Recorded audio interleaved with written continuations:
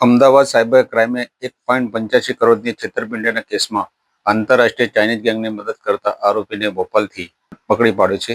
મળતી માહિતી મુજબ ફરિયાદીને ફેસબુક ઉપર ભાવેશ નામના ઈસમે સંપર્ક કરી મલ્ટી કલર બિઝનેસ કંપનીમાં સારો એવો નફો મળે છે અને બેંક ટુ બેંક ટ્રાન્ઝેક્શન કરવામાં આવે છે તેવી લાલચ આપી હતી અને આ બિઝનેસમાં સારો એવો પ્રોફિટ થાય છે તેવું જણાવી sonicon.vip નામની વેબસાઇટ પર માહિતી મેળવી લઈ તેમની પાસેથી 1.85 કરોડની છેતરપિંડી કરી હતી, જેને અમદાવાદ સાયબર ક્રાઇમે ભોપાલથી નીરવ દિનેશભાઈ યાદવ વ્યવસાય ઇલેક્ટ્રિશિયનની ધરપકડ કરી છે.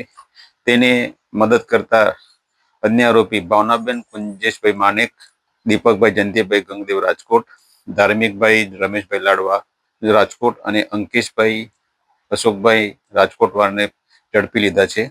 વધુમાં નીરજના બેંક ઓફ બરોડાના બેંક એકાઉન્ટમાં અંદાજે 3.17 કરોડનું ટ્રાન્ઝેક્શન થયેલું હોવાનું સામે આવ્યું છે.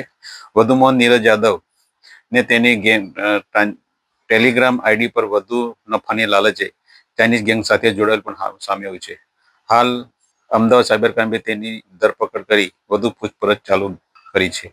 હવે જોવાનું રહ્યું કે તેમાં વધારે કેટલા ખુલાસા થાય છે અને કોણ જોડાયેલ છે. દીપક પ્રીમિયમ સ્ટ્રોંગ ટી તહેવારોનો ઉપહાર.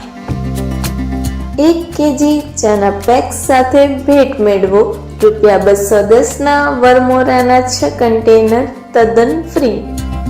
Customer care 9925142201 www.deepaktea.com